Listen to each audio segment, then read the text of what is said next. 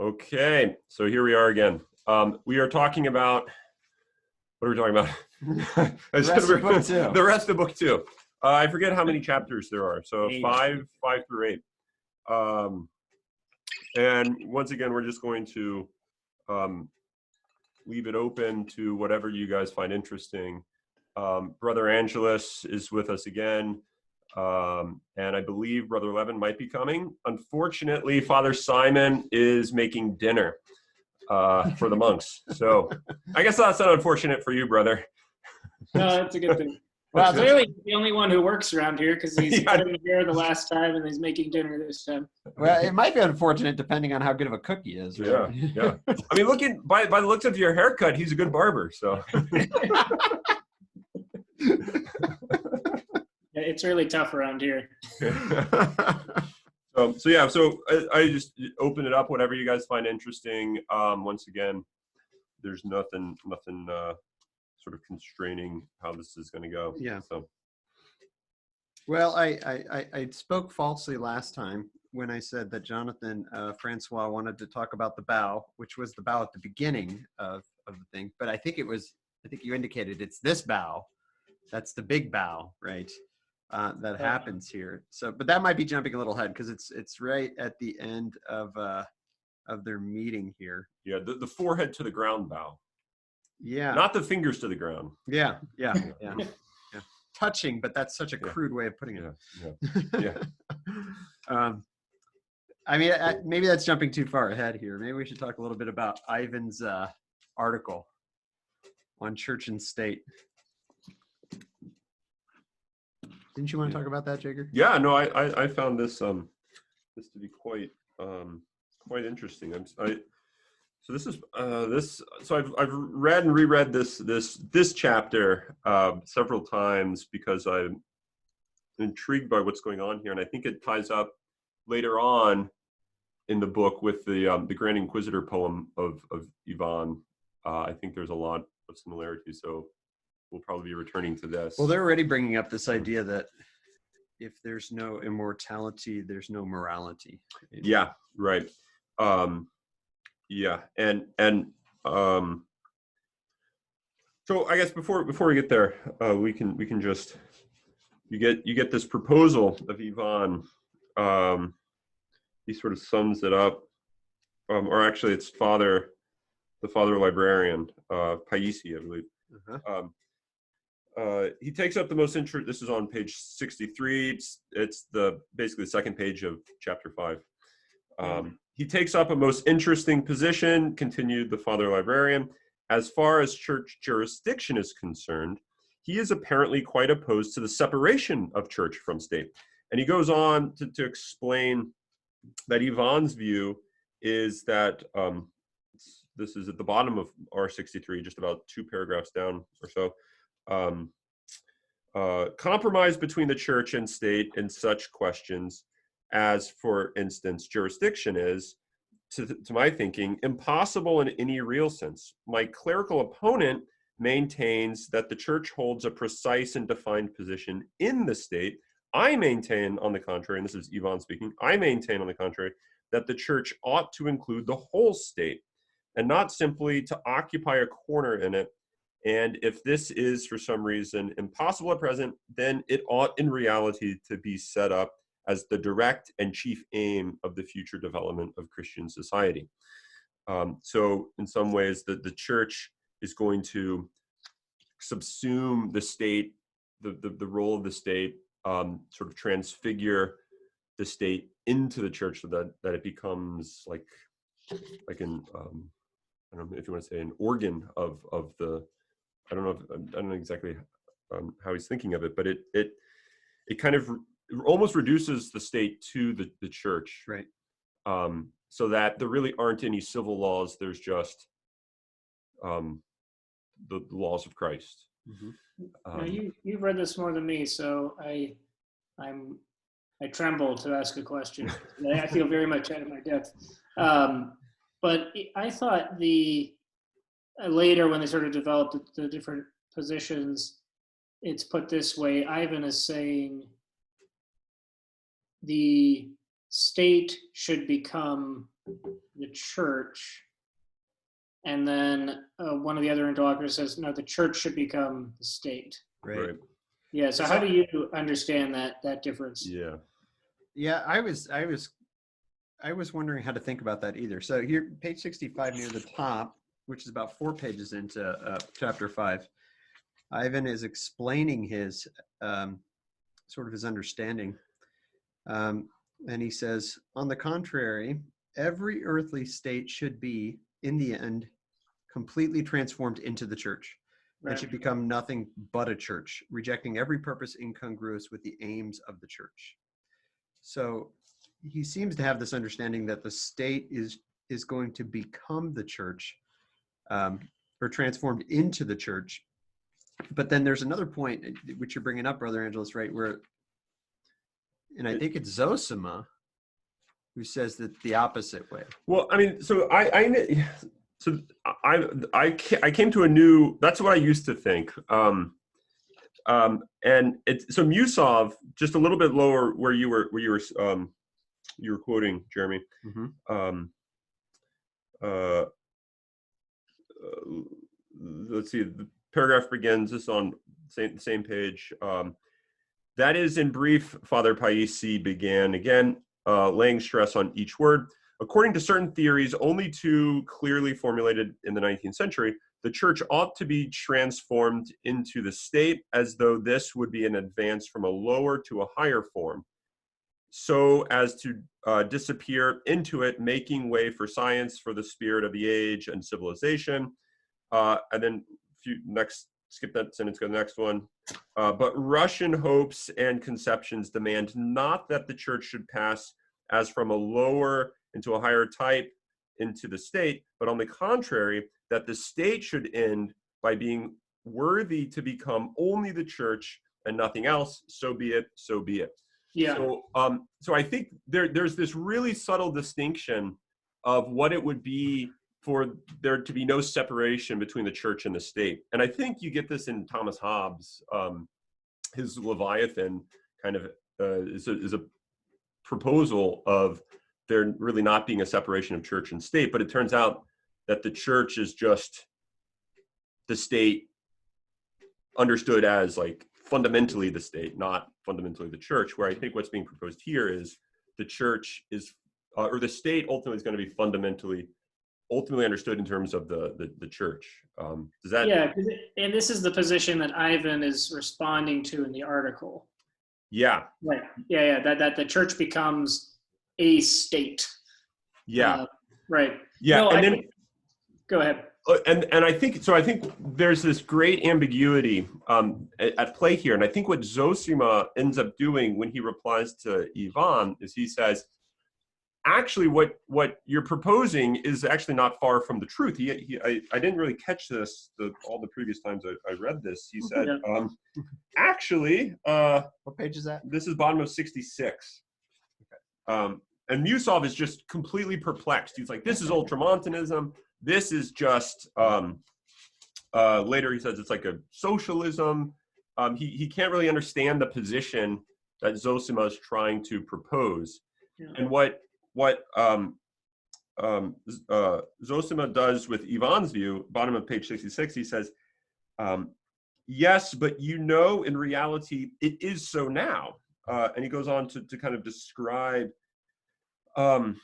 the church in such a way that it kind of is taking the role of what the state kind of ultimately should be doing, the way it does it's kind of different. So basically, the state's going to be transformed. You can think of it in terms of like the relation between like an old law and a new law, that there's a continuity, but the state and its legal code gets like transfigured into the law of love.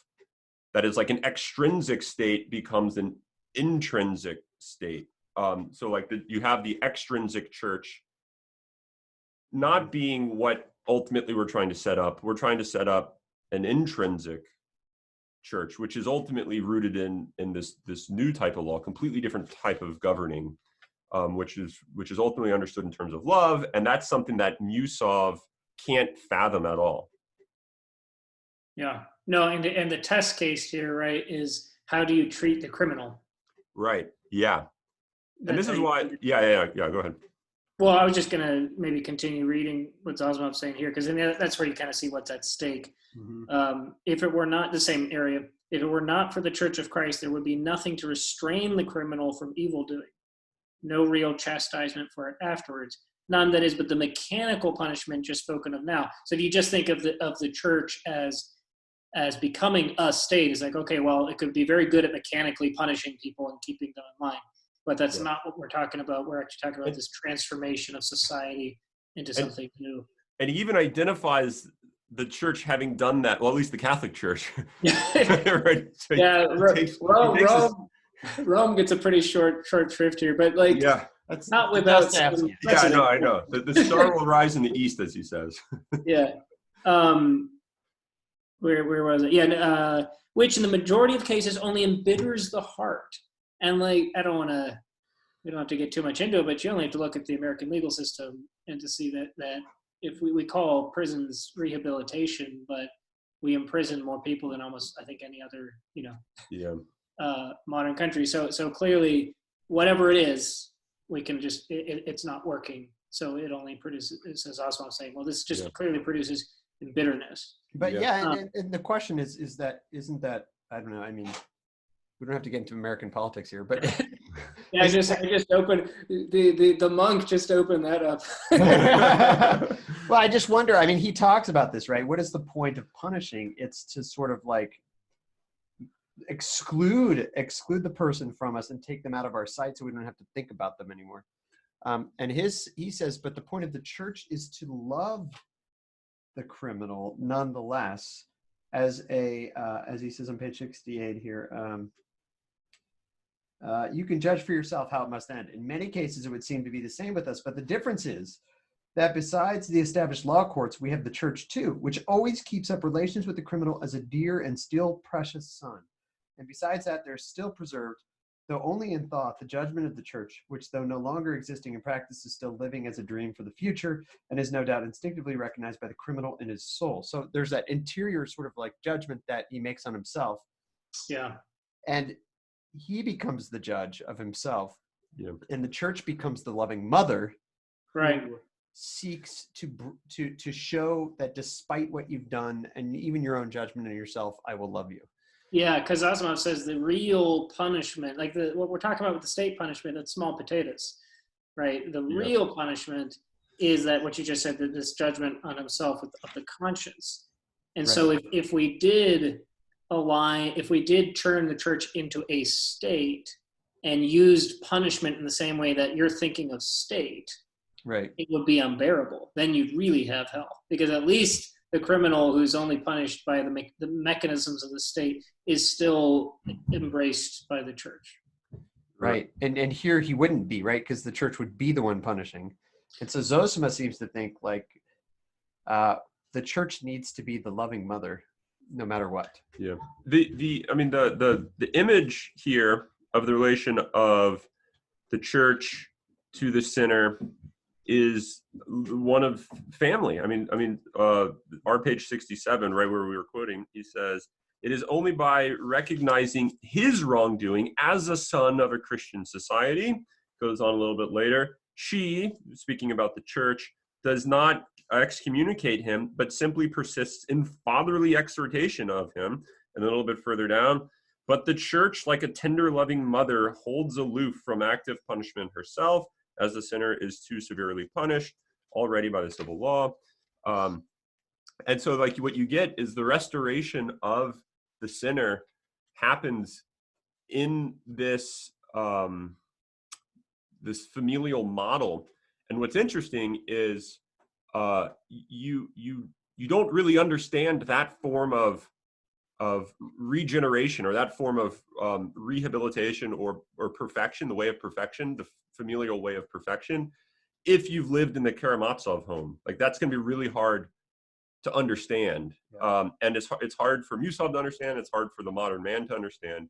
So I think what you have is this proposal of what it would be to actually undergo real punishment, and it has to come from within, not from without, which is, anyone that has tried to raise children and discipline children realizes that it's a very difficult thing to have the kind of the burden well up from within the individual such that they are actually sorry rather than just saying they're sorry.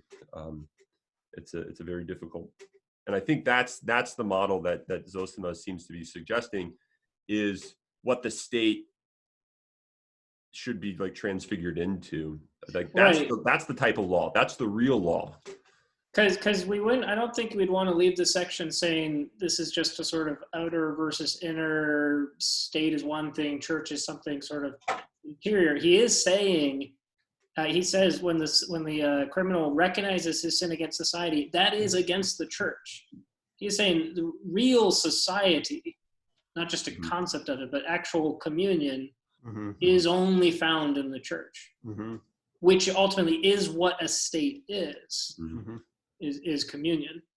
As I was thinking about this, I kept coming back to, doesn't Aristotle say the architectonic virtue is politics? It's this prudential ordering to the good, right?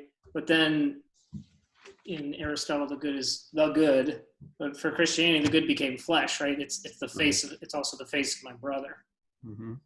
So I think Zosima is saying something very radical. He's saying, okay, I agree with pretty much everything I've been saying, but we have to understand, right, the root of it is what actually makes up a society, which is this love which is revealed to us, right, by God. So it's almost like he's saying, well, the state, what we're calling the state, it's like a zombie. It's doing the, well, he doesn't say zombie, but it's doing the motions of excommunication, but it's not really, there's no communion it's excommunicating from. Yeah, and therefore there's no possibility of so excommunication only has an effect on the excommunicated if they realize that they're being removed from something The community desirable in the first place. Communicatio or whatever. Communion. From an experience of communion. Right. It would almost be like having an orphanage run by people who were just sort of like making sure kids were fed and went to sleep and calling that your family, right? Maybe that's what's going on here. It's this assumption that the state itself is a community merely by the fact that there's lots of people there. Right. Rather than understanding communion as really being about union, which can only happen in love, and therefore the church is really the only true community, and the state is, in a sense, a mimic community unless it is living in the truth of the church. Yeah. No, I was thinking of the passage where Alyosha says he sees this possibility of the kingdom of God coming in Zosima. I think this is what he sees, isn't some sort of socialism, but actually like the way this person is and lives, there's communion, and so this is already the kingdom of God, which is destined to bring about this society. What I'm talking about here. What's interesting is is this the view that Ivan is? I don't want to say holding, because in a sense he doesn't hold this, but is this the view that he is proclaiming, like dictating? It seems to be. He seems to be suggesting something very similar to this. It just turns out he doesn't buy a word of it. Right. I think, which is why.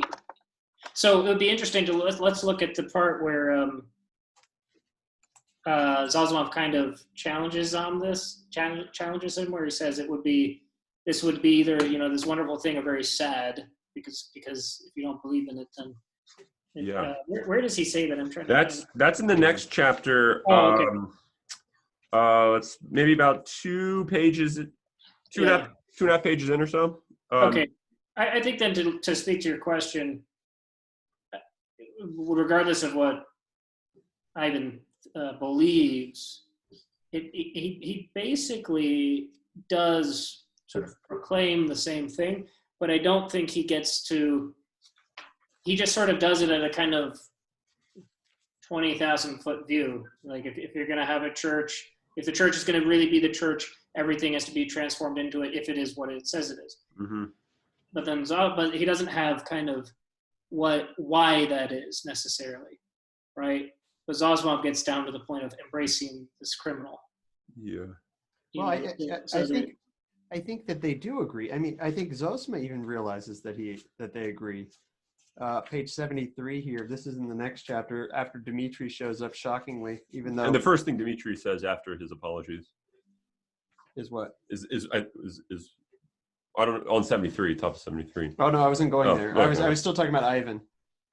When he says that he agrees, yes, that's my contention. There's no virtue if there's no immortality. Zosima says, you are blessed in believing that, or else most unhappy. Right? So there is a link between what Ivan is writing about or teaching. I don't know if you want to call it believing. Maybe. And what Zosima thinks is true too, right? It's just that there seems to be a foundational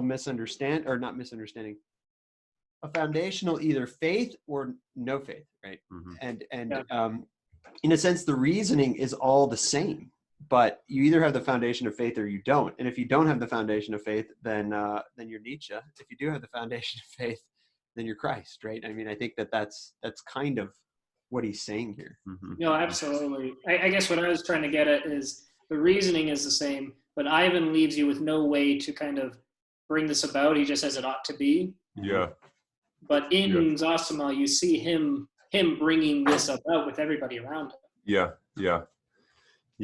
And I think what you get with Ivan, it seems that he kind of understands or at least here he understands the consequences of the faith, right? So I think he understands that the only way to be saved is sort of through immortality, through love that sort of is going to go beyond this. And it just turns out he just makes a modus tollens out of the Christian modus ponens. So they both sort of agree what's necessary to gain eternal life. He just thinks, can't get it, don't want to get it, whatever it is. Where the Christian thinks, no, you can do that. I mean, it's that seems to be the difference between why Ivan is either blessed in this claim that without virtue there's no immortality, or he's either most unhappy. He's either damned or he's blessed. In that proclamation, because both the Christian and the maybe authentic atheist would both agree with that original claim. Yeah.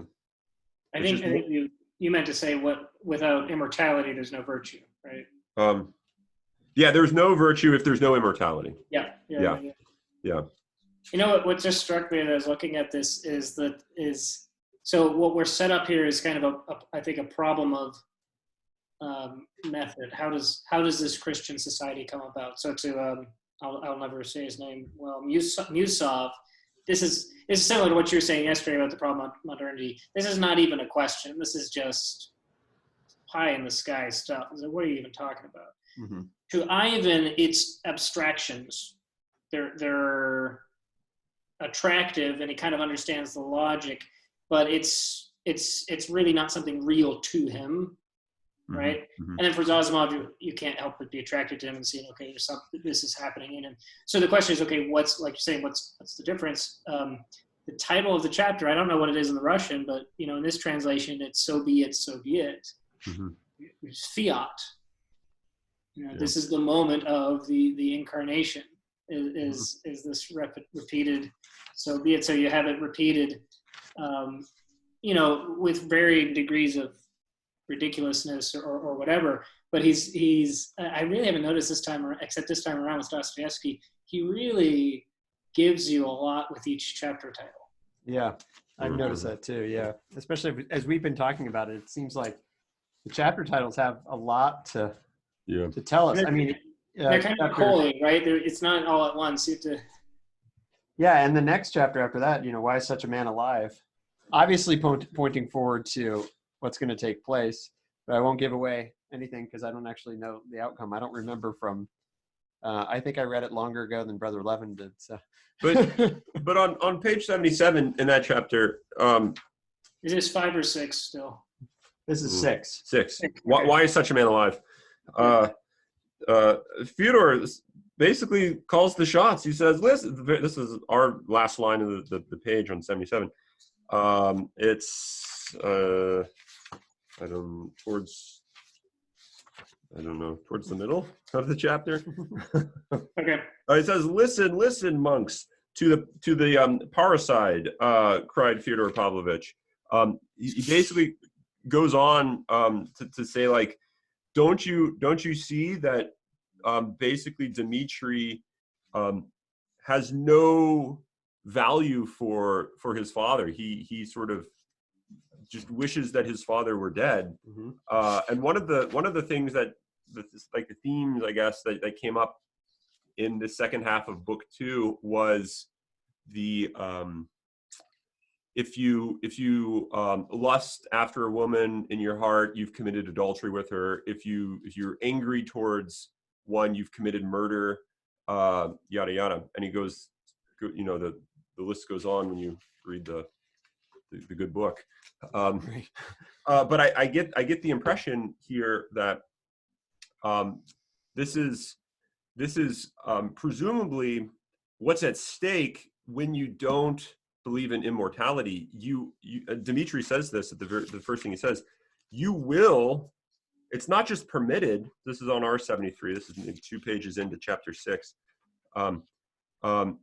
If I've heard you right, Dmitri, crime must not only be permitted, but even recognized as the inevitable and the most rational outcome of his position to every infidel. So basically, like, if you really aren't a believer, you really are going to become a murderer. You really are going to become an adulterer. Right? This seems to be like, yeah, in your heart, certainly, but what's in your heart is going to manifest itself externally. So I get and he says, I'll remember it, right? I'll be sure to remember this. And they bring that up in this chapter or in this book again. He said, "I'll remember it." Yeah. Even though nothing's happened yet, right? And that's like pointed out again. So I think, like, it's not simply, oh, you've committed adultery and murder in your heart. That's bad, but not as bad as actually doing it. It's what I think this is saying is that's the root of the same tree as external murder. Like, this is in some sense the beginnings of that external action. It's not like a different thing. So I think this is an important theme that's sort of welling up here, and this is maybe gets us to the bow, why Zosima bows at Dmitri. But yeah, this is one of the most quoted lines in the book, or ideas. Without immortality, there can be no virtue, so everything's permitted. Can you walk us through again, kind of why is this? What's the logic, or what's the experience that Ivan's coming from to say this? Or just, I don't know, for each of us, why do we think this is the case?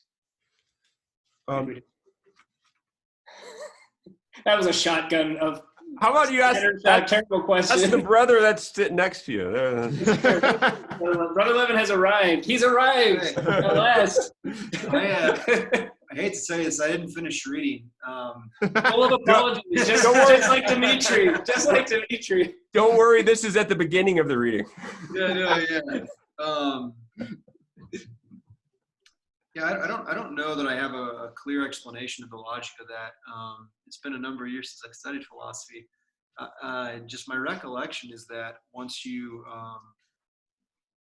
unsettle the metaphysical trappings that helped penetrate the reality and build up virtue ethics, once those are pulled out, and then you try to build the virtue back into reality, it doesn't work. And Ivan's position is a recognition of the trappings are gone and virtue's fallen, just in the ideas of philosophy. But I like the steps of that. I'm sorry, I wouldn't be the best person to answer that. There is someone in the room right now who has a PhD in philosophy. So maybe he could help us out. I don't know. Yeah, maybe I'll take a step. Well, and I'm not necessarily asking for a proof, but we're seeing from the beginning of this book immortality and the sort of experience of the eternal earth is the linchpin of everything. So I think it actually ties up with what came basically the few chapters before, when he meets the peasant women, especially the woman who's afraid to die and is afraid of immortality. And Zosima says, here, if you want to know immortality, here, this is what you do. You engage in active love.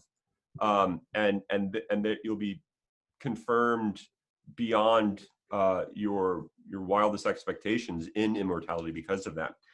And so I get the impression that what's going on is immortality cannot be believed in unless you love.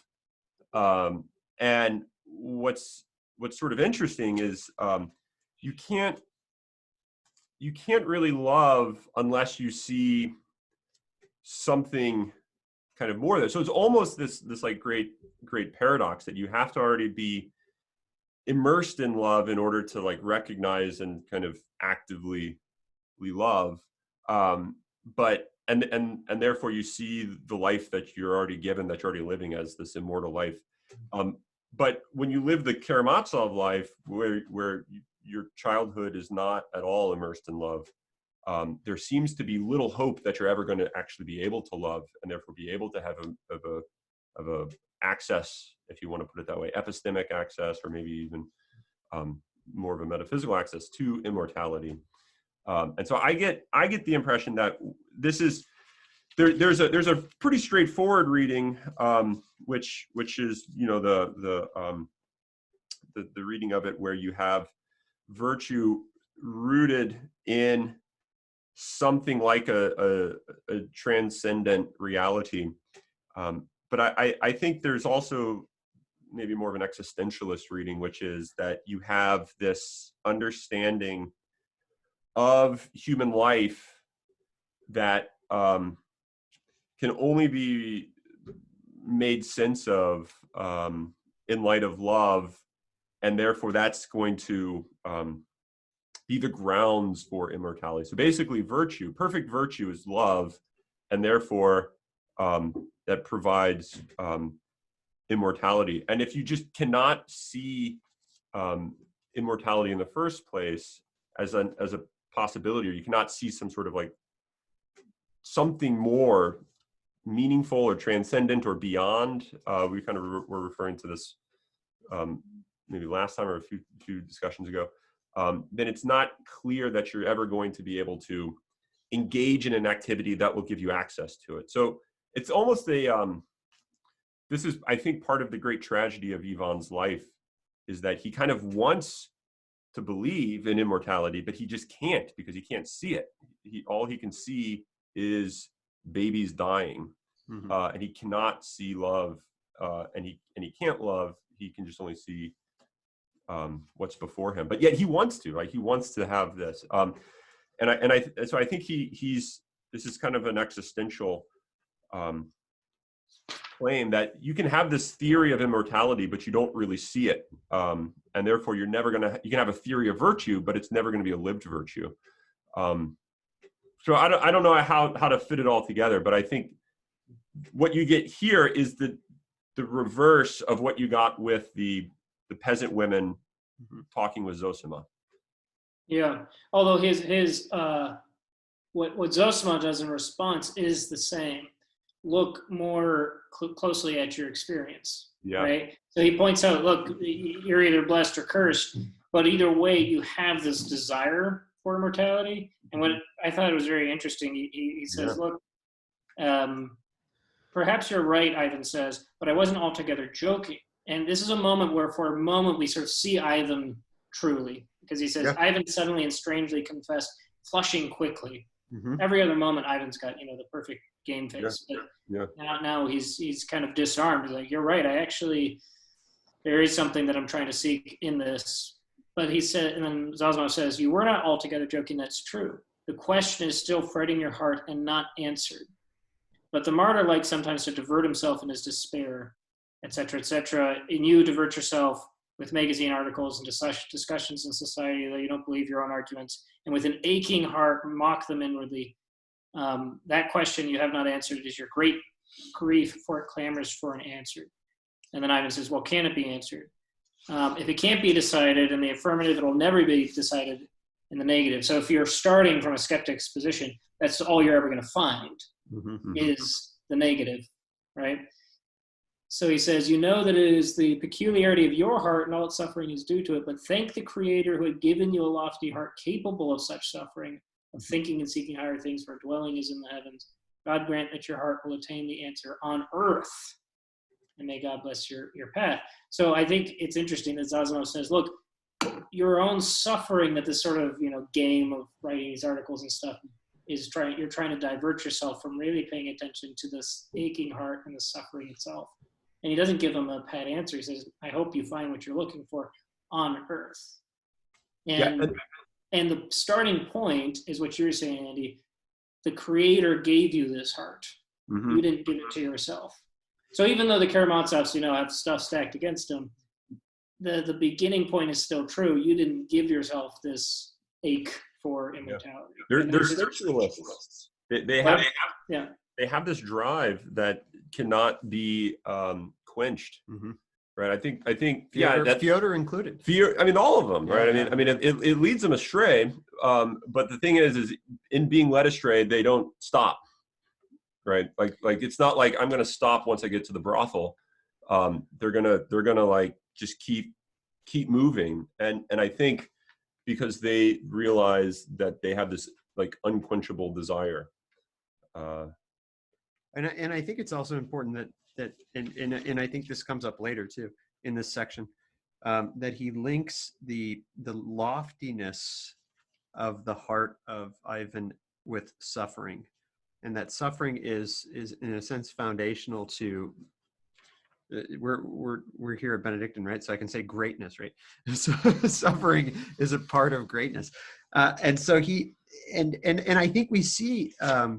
As you explained, Brother Angelus, how Ivan sort of lets his guard down and shows his true self when he says, I wasn't altogether joking. And I think he's actually, in a sense, rewarded by Father Zosima calling him out on his own inner ache that he doesn't admit to himself, he doesn't admit to others. And Ivan gets more excited about all of this, right? And then he rises and he kisses his hand. Yeah, Zosima was going to bless him, but Zosima didn't have the opportunity to because Ivan got up and went to him. I think that's and so there's this recognition from Ivan that Zosima has the answer to his real ache, and that his diversion of academics or writing magazine articles or whatever it's almost like he hasn't spoken this out loud, but here's someone who spoke it out loud, and I'm so glad they did because it's so true.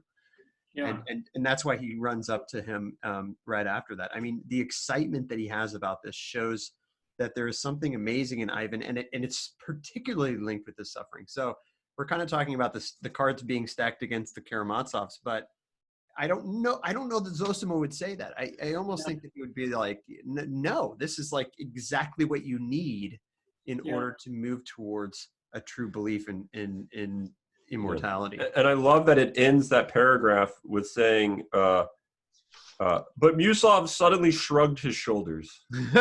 Like, there he goes again. There it is again. Right? No, I don't want to jump in too much, but what you said, Jeremy, I think kind of really distinguishes this question of like what's the relationship between virtue and immortality. If virtue, if this sort of abstract set of rules or whatever expectations is the starting point, and we can just impose that wherever, then we would say the Karamazovs have the cards stacked against them, and too bad for them, punish them, get them out of the way. But if immortality is the starting point and everything follows from that, then you have, this is Asimov saying, you have a great heart because it won't be satisfied with anything less. Mm-hmm.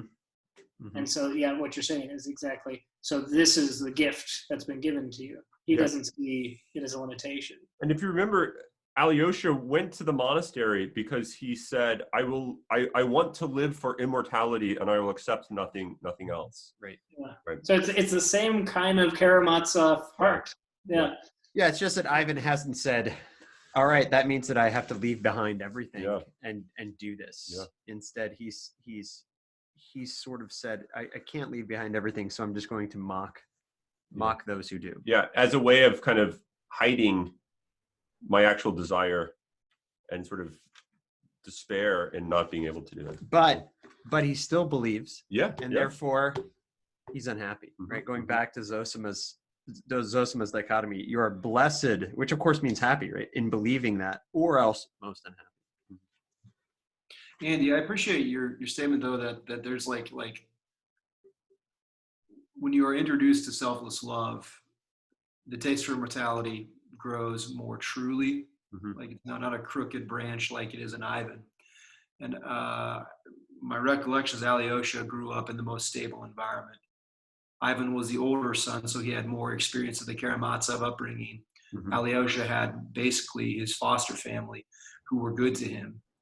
And I think what you said, your description there, helps make sense of those two characters, not in a reductive way, but in a way that reinforces everything we've been talking about. And early on, exactly, I think early on in the book, explicit reference to Alyosha remembered his mother's love his entire life, as if she were always present. And you don't get that with Ivan. I mean, I think he even doesn't he leave home? I think at a really young age, he leaves home. He does. Yeah. So. Should we get to the profound bow before Jeremy has to leave? Yeah, the profound bow. So this is shortly after the Dmitri, after Fyodor is making a fool of himself and spilling all the beans and making all of the monks very uncomfortable. Dmitri says, "Why is such a man alive?" And everyone's just getting more and more hateful. But it's all centered around this woman, Grushenka, right? Who is the mistress of some other dude. And yet Dmitri seems to be leaving his betrothed for her, while at the same time Fyodor is obsessed with her and tries to use her to ruin Dmitri. and Dmitri seems to be borrowing money from his betrothed so that he can go to this other woman and win her over. If there's anyone listening who's trying to write a soap opera, just needs good plot lines, you just got to steal them from this book. That's right. I mean, the whole explanation comes from Ratikin. He has this big explanation that's sort of a Dostoyevsky saying, in case you don't understand what's going on, here's everything on page 84 and 85, which I found very, very helpful. But it's all really based around her. Now, I don't know if his explanation of it is completely accurate, right? Because as he says on page 85, Grushenka favors neither of them. She's still playing with them and teasing them both, considering which she can get most out of. And so there's this question of, does he have an understanding of what's going on? I don't know if that's true or not, right? But there's also this idea that she's after Alyosha at the same time, right? And so, I remember the name, but I don't remember her character in the midst of this, but she does not sound like a very kind and wonderful woman. But instead seems like she's trying to, in a sense, destroy this family. It's not the last of her. No, I don't think so. Yeah, I don't think so. Steal up from her. Yeah. So, but then on R78, I love it. Fyodor gets kind of beyond the tipping point, and he says basically that she is closer to saving her soul than you monks are in the monastery eating a gudgeon a day. Yeah. You Right? bribe God. Bribing God with gudgeon. And then everyone's just like, everything's getting blown up. And then the big event, Zosima stands up, right, goes over to Dmitri, and here's how our translation puts it. Father Zosima moved towards Dmitri, and reaching him, sank on his knees before him. Alyosha thought that he had fallen from weakness, but this was not so. The elder distinctly and deliberately bowed down to Dmitri's feet till his forehead touched the floor. Alyosha was so astounded that he failed to assist him when he got up again. There was a faint smile on his lips. Goodbye, forgive me, all of you, he said, bowing on all sides to his guests. And then they were all in amaze that they actually forgot a bow, and they forgot all of their sort of the customs and what have you. And everyone's puzzled by the significance of this bow. Why did he go up to Dmitri and bow down, and not just a normal bow, but a very profound And bow. Dmitri seems to understand what it means right away. He just says, he cried aloud, "Oh God," hid his face in his hands and rushed out of the room. So for him, it has this immediate meaning that drives him out of the room. Mm-hmm. Yeah. So any speculations about why Zosima did that and what it was about Dmitri? Or do you think we just don't have enough right here to know this is deliberately mysterious, and we need to just move forward with the mysterious act and not try to interpret it right now? I mean, I have a thought. I don't know if it's a full all-out interpretation, but so if you go back to 74, this is where we were just talking about. Ivan is commended for his lofty heart capable of such suffering. Then you move to chapter 7, before Alyosha meets up with his buddy, Rakitin, and he's with Father Zosima. So there is sort of a debriefing a little bit. It's even more mysterious, right? Where he says, "When I die, basically leave the monastery, go away for good. You're not going to find your happiness here."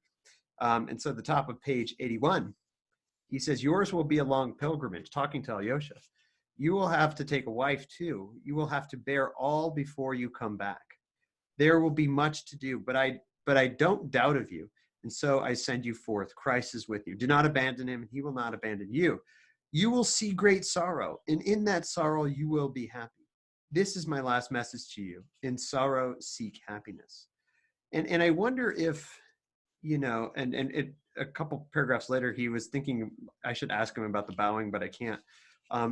But there's this, and that's sort of sandwiched in that the bow and I should have asked him about the bowing. And I wonder if there's a recognition of Dmitri's own, of all the people there, he seems to be the one who suffered the most. And there is some sort of, I don't know, this is my speculation as we move forward, I think we'll know better, but I wonder if there's some sort of a mystical blessedness in suffering that Zosima recognizes, right? He already talks about loftiness and suffering together with Ivan. And then when in the midst of this sort of horrible scene, great suffering, Dmitri is being every bad thing that he's ever done or thought of doing or maybe didn't even do is being dragged out by his father. This horrible blame that he's getting for everything. And this is when the bow happens. It's almost as if he's saying, your suffering is a holy thing, right? I don't know if that is what's going on here, or if he sees this as perhaps being the salvation of Dmitri, or even just ontologically being some sort of unity with Christ by mere suffering, that he sort of bows to him in this way. Mm-hmm. But that was my thought as I read that, knowing that it was a significant event, as already we had Jonathan's email about this, wanting to talk about that. So I was kind of looking for what could that mean? I think it has, it's the suffering of Dmitri seems to be, at least in my head right now, one of the reasons for the bow. So I had a slightly different view. which it's not opposed to that. But so Dmitri came there to forgive his father, right? So he said, I came here ready to forgive you. And now it is to the point where there's no hope of forgiveness in Dimitri's heart. And I think my take was it was out of sorrow, maybe, I don't know, of what has become of Dmitri now, because of this. In some ways, the complete separation of father and son has occurred here. But and I don't know if those are even no, they're not incompatible. exclusive. Yeah. I want to point out just a piece of text that caught my attention this time. For us, this is in chapter 6. For all of us in chapter 6, about midway through. The paragraph starts, he could not go on. Okay, verse 76. Okay. At the very bottom, it says, Father Zosima seemed to be waiting for something and watched them intently, as though trying to make out something which was not perfectly clear to him. That's the second time it says that. I couldn't find the first time. It might have been in the previous chunk. But it's clear that Father Zosima is looking at the whole situation with an aim and an objective. And apparently that objective comes when he makes the vow, because that's the end. And he's relieved of his, and it made mention of him getting tired throughout the conversation. He's getting more tired, but he's waiting, he's hanging on to do something. So I think we're right to isolate that vow as a very significant gesture. I'll also point out, he says, forgive me, all of you. Dmitri says that when he comes in, he says, be so generous as to forgive me, and it's after he bows. It's almost like he mimics Dmitri. I don't know if that's exactly a mimicking gesture, but it is striking that he says, forgive me, all of you. I don't know if it's easy to read that just as like a courtesy. But he's at this crucial moment, his words are, goodbye, forgive me, all of you. Put a big star in the margin there, brother, because I think that, I mean, I don't want to give away what's to come, but I think you are, you're touching a nerve there, and it's tingling. Tingling. Okay, good. Are you talking about the waiting for something? That No, just the notion of forgiveness. Yeah. And Dmitri comes seeking forgiveness, asking forgiveness. Zosima leaves forgiving. This is I think the heart of Zosima's life, but I don't want to say, I don't want to spoil it. But I'm also thinking, and this is kind of piggybacking off what Brother Leven said, of page 29 in the Elders chapter, when it's describing Zosima, and it says that he was not at all stern. He was always almost gay. The monks used to say that he was more drawn to those who were more sinful, and the greater the sinner, the more he loved them. Yeah. That line keeps coming back to me, because I wonder if this vow to Dmitri is maybe it has something to do with what you're saying, right? That this I cannot forgive him now, right? But also having to do with all the stuff that's been brought out from Dmitri, which you don't know if it's true or not at this point, because Fyodor is a buffoon and likes to piss people off. It's like his life's goal. But I think that there's something about like this guy is in some bad stuff, and therefore I love him more than anyone. Yeah, right. There's sort of this I don't know, a very, very Christ-like invitation of Matthew and Zacchaeus to eat together, right?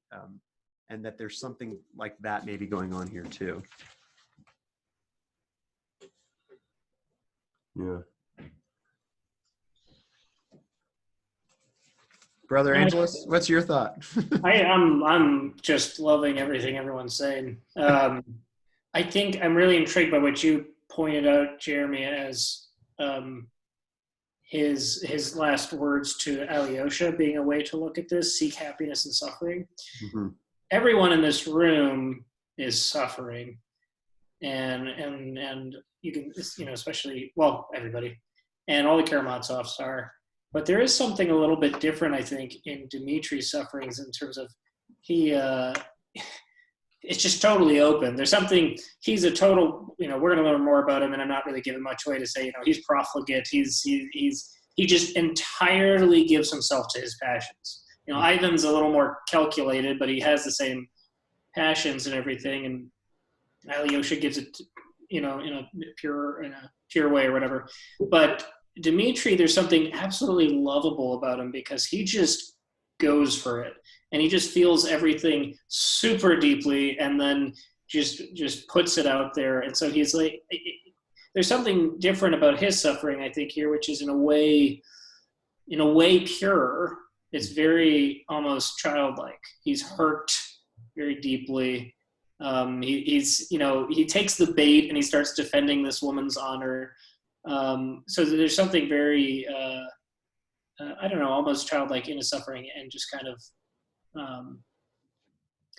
in a strange way, honest, right? So I think there's an aspect where he's kind of deep in his own experience in a way that Ivan is not able to be right now. And there's almost an invitation by Zossimov saying, like, it's okay. Like this too can be embraced. I was just trying to think, what is a bow? We talked about last time how in the Orthodox tradition it very much symbolizes the incarnation. So the divine entering, the mess of everything that's in this room that we're hearing about. And it's also like a reverence that this is a holy ground, a holy place, right? You're living so passionately that you're standing on holy ground. You're going to encounter the divine. That's also kind of how I see it. I read this chapter. We've been spending a lot of time on these first two chapters. That's okay. 6, why is such a man alive? Initially read that as like a rhetorical question, kind of like, why in the world is there such a buffoon? Like, as if it's just an attempt to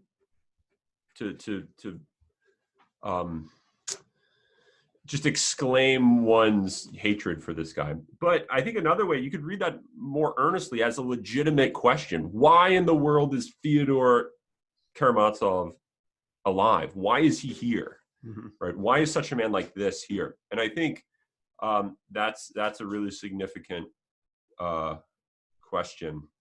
What role does he play in the story of the salvation history? So he's like the incarnation of the problem of evil. It's like, yeah, like how in the world can this guy be like, redeemed historically? But that line is actually, obviously this idea of parricide, right? But if you go to 77 again at the bottom right before he says, listen to the parricide, it says, why is such a man alive? Dmitri, beside himself with rage, growled in a hollow voice, hunching up his shoulders till he looked almost deformed. Tell me, how can he be allowed to go on defiling the earth?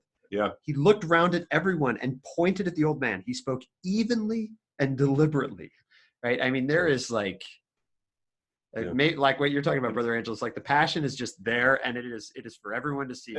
And it is something that is so deep within him that he wants to expose this to everybody. And last time, brother, you brought up the bow as sort of a visual sort of reminder of the incarnation of like the earth. And here you have someone making the claim, here it is, this being is defiling the earth. It's basically in some sense a rejection of the goodness of existence. Is what Dmitri seems to be doing. And maybe another way to view the bow is this is not to be seen as beyond redeemable. Yeah, and I think that's exactly it. I mean, his head touches the earth, right? Right. No, and it's this is great. This is Ha-Adam. This is the earth. He just points to it and says, the old man, right? This is Adam. Yeah. I don't want to reduce these guys to walking symbols, but there's it's also here that this, well, what is Adam? He's our father, and he messed up. And so he points to him, why are you even allowed to walk? And then, he basically embraces the ground that this is good. Oh, happy fault. Exactly. He's saying, oh, happy fault. It reminds me of a story I heard of a priest who was visiting a community in Las Vegas, and his handlers were very embarrassed because they had to walk through part of the town to get to a car to take them to the place or whatever. And you have like prostitutes and hucksters and whatever, and everyone walking around, and they're embarrassed because he's a good holy man and whatever. And then, but he turned to them and he said, "Look at all these people. They are on the brink of salvation." Mm. Right? Because they're right at the bottom edge of their need, and it's not satisfying. Mm-hmm. They're right there. There's something so amazing here. They're right on the edge of salvation, and that's what I think of too here. Mm-hmm. There's more rejoicing for the lost sheep. The 99 that were left behind. Mm-hmm. Yeah. So I'm sorry, out of all this, are we saying that the bow and the touching of his head to the ground isn't a reverence for Dmitri? It's a demonstration to him? I'm thinking, because if we're saying it's a reverence for the incarnation, the goodness of man, you would expect him to bow to the most despicable one. Theodore. Yeah. But if it's a demonstration for Dmitri, that's I don't know. Am I understanding the? Yeah, it could be both. I mean, Dmitri, like we're pointing out, right? He points at the old man, accuses him of his defiling, of his nastiness, mm-hmm. and it's right here that Zosima stands and bows to Dmitri touching the ground. So perhaps not just saying, "Hey, Dmitri, you should pay attention to every person matters," but in a sense pointing to Dmitri, who knows himself and his own sinfulness, and not saying, "Hey, you're a sinner too, loser," but instead saying, "I bow to this great sinner because of the goodness of man," right? And like I think it is a demonstration to him that he should be, in a sense, doing that to his father. But I also think it's an honest and true reverencing of Dmitri, who, as man, even as sinner, I mean, he loved us even when we were still sinners, right? And this makes me think of Cain and Abel too. Now those are brothers killing each other, family members,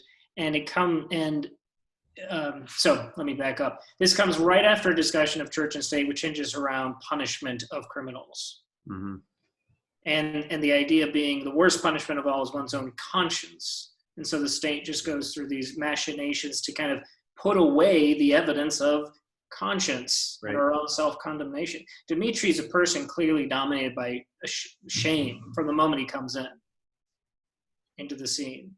And so I think there's an aspect too of really just, I think before we, look at all the reverberations of the symbolism, it's just there's an affection for Dmitri, which he doesn't have for himself yet. And the reason I thought of Cain and Abel is like, why does Cain kill Abel? Well, on some level, he's ashamed that he wasn't, he didn't measure up in the way he thought he should. Mm-hmm. So I wouldn't want to say it's anything except, and then everything flows out of this. What he does is he shows affection and reverence for Dmitri. I think everything else, there's a reason why for that, it flows from that. But I think it might be connected to, okay, what does the church do that gives back man to himself? Mm-hmm. Mm-hmm. Dmitri can't stand the sight of Fyodor because he's ashamed of having such a father. I mean, that comes through over and over again. He's probably ashamed of his own life too, right? And mm-hmm. a reminder to him of his own sins. And Alyosha's ashamed of his father too, in a sense. I mean, he doesn't manifest in that way. It's more blushing and what have you, but and especially being ashamed in front of Yusov is ashamed of his so-called something second cousin or whatever it is. Yeah. His relation. Right? He doesn't even want to be a relative of him. I mean, everyone's ashamed of this guy. Yeah. Yeah. Okay, well, I gotta go, guys. Great. I'll have to listen to the podcast to hear what the answer is to the scandalous scene. So. but I'm excited to hear what you have to say. So I'll see you guys later. All right, see you, Jerry. We'll see you. I did not get to this scandalous scene, so I'm going to bow out as well.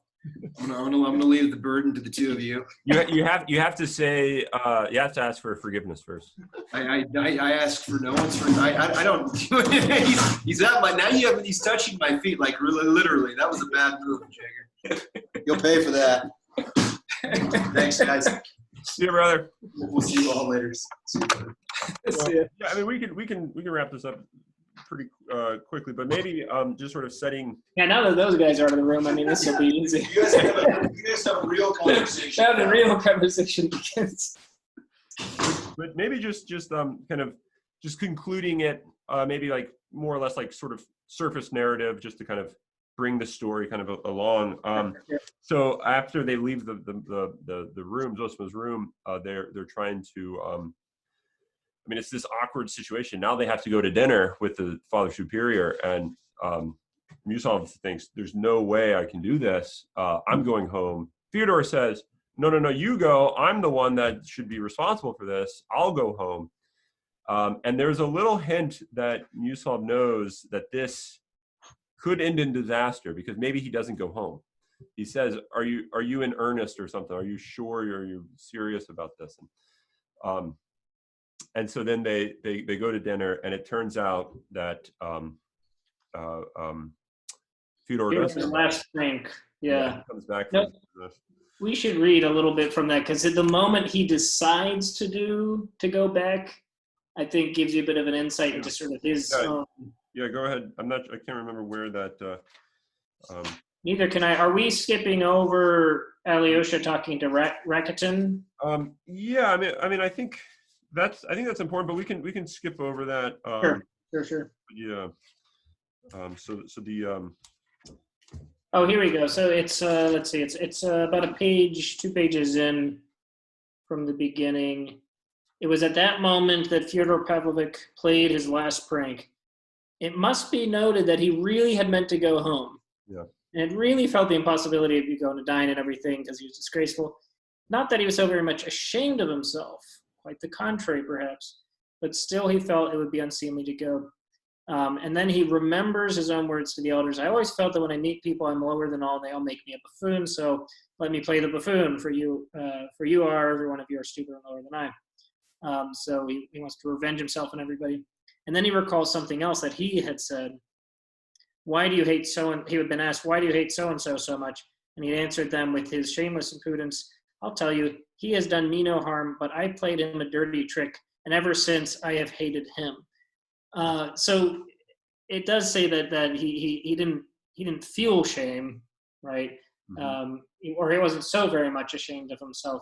But it gives you this insight into sort of his internal justification. It's because he's done this terrible thing to somebody that he hates that person. Because we could sit and talk for a long time about why that is. Yeah. It's like this very psychologically insightful. Yeah. And I believe Zosima even said something like that we when it's in the context of lying to ourselves, we like to be. We kind of like to think that we've been wronged, or so we kind of like build a whole story of a situation that we kind of enjoy reveling in this. Well, yeah, he does say that, and which is certainly at play. But here, I think it's different. It's he has done me no harm, so it's not I'm imagining a resentment, but just because I've done this dirty thing, I hate him. He's a sort of reminder of my own. Nothingness. And later we'll see, I don't think this gives too much weight, he can't stand living by himself. Yeah. Mm-hmm. Right? He calls the servant in and everything. And so, I mean, at the end of the scandalous scene, he calls Alyosha home, doesn't he? That he comes home. So that's the moment where he says, well, since I've begun, I might as well go on. So in the Karamazov way, he sees it to the end. But what's different, right, is the point of reference is his own sort of self-loathing of what he's done, rather than this great question or whatnot. Right. So. Yeah. And I think this is this kind of the first 2 books. I mean, we're not even 100 pages in. I mean, it really does set some really intense characters, interesting narrative. I mean, this is some really deep psychology, deep philosophy, deep theology. I mean, this is already just an incredibly fascinating sort of story that I think, at least for me, it speaks to me in a kind of a personal way. I think all of us sort of identify with a lot of these, maybe not to the extreme that you have here, but a lot of the kind of the psychological traits. Yeah. Yeah. There was, I used to have a spiritual director back in high school and college, and I said it, and at a certain point, I was like, man, he's not getting me or something, which is probably not the most, fruitful starting point for a spiritual directee. But I bought him, I had read this book, and I said, oh my goodness, this is just me, this whole book. So I bought him a copy, and I said, if you want to understand me, just read the Brothers Karamazov. Yeah. And he did. He said, it actually worked. Yeah. And I think there's end of the very first chapter. I think Jeremy and I brought this up. Yeah, the end of the very first chapter. As a general rule, people, even the wicked, are much more naive and simple-hearted than we suppose, and we ourselves are too. So that's one of the only times that I recall that there's specific reference made to like the reader as like a we, like this sort of like bringing us. This is sort of our story. Like we're to identify with these characters. Yeah. Now, are you passing over the wonderful insults to the monks just because I'm a monk? No, I did think that I was wondering what it'd be interesting to read Dostoyevsky's kind of more personal writings, letters, and what have you, and just sort of his own views on sort of the role of like the monastery in Russia at the time, and sort of what like in for him, but also just generically, like culturally, like what were the common people's attitude towards this. I mean, political development would sort of lead you to think this is not something that a lot of people are liking. I mean, you get the impression that this is a great feast being paid for by the hard work of the peoples. Yeah, although he kind of subverts that insult, because he said Fyodor basically had heard that somewhere. Is that the one where he said he had heard of this and he was just making stuff up, and so he accused, he says you eat from the blood of the peasants and things like that. Yeah, right. Okay, yeah. Uh-huh. No, I agree. It would be interesting, I'm sure, to look at sort of the role of the monastery and everything. I think what I was thinking of, what really one part I love about this scene is when he invites one of the monks, who is it, to come with him. Oh yeah, no, I think he yeah, what was what's his name? And then Ivan like punches him. Right. Well, the amazing thing is the monk comes. So the monk actually does take him up on his invitation. He says, just leave this monastery. We've got port wines and women and all this stuff. Yeah. And what was interesting, though, I thought at first it's a wonderful comedic moment, and then Ivan just like slams him and he goes flying from the carriage. But this is the same monk at the beginning of the Grace, who very piously, like kind of overly sentimentally, like really got into the Grace. So I think it's another moment where Dostoyevsky is saying, no, if to discover the kingdom of God, right, it can't be just on the level of sentimentality. Yeah. Right. Otherwise, one day someone's going to show up and say, there's port wine and women, come this way, and you realize, what have I been living for this whole time? It's not nearly as good as this. Right. Yeah. If it's just just a sentimental show, or even you get the sense that this monk is trying to convince himself. It's not fraud necessarily, but it's the same kind of lying to yourself. Yeah. Yeah. I mean, it goes back to the issue of ideology. right? It's really hard to commit I mean, in theory, it's easy to love humanity. In theory, it's easy to, be martyred, right? But when it comes to the actual, like, oh no, you're going to actually, if this is what love is, I don't want to do that. And oh, if martyrdom really consists in just like staying in your room and studying, I don't want to do that. So I think it's this like abstraction is what people are trying to like convince themselves of, because what they're confronted with is something they don't like, and that's the concrete. But that's the actual reality, which is why they're easily led astray from their abstract theory, because you can't really escape reality. You can't really escape the concrete theory. You can do your best, but if you're living for a theory, when port wine comes, it's a toss-up which way you're going to go.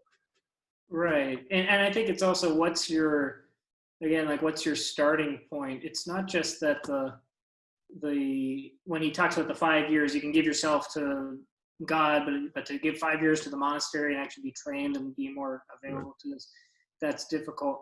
And so I don't think it's just that the hard work scares the ideologue off, or kind of, whatever, but that they've never encountered this great love in the first place. That makes the hard work reasonable, because you're doing it for someone you love. Right? Yeah. That's why what is it? The yoke is easy and the burden's light.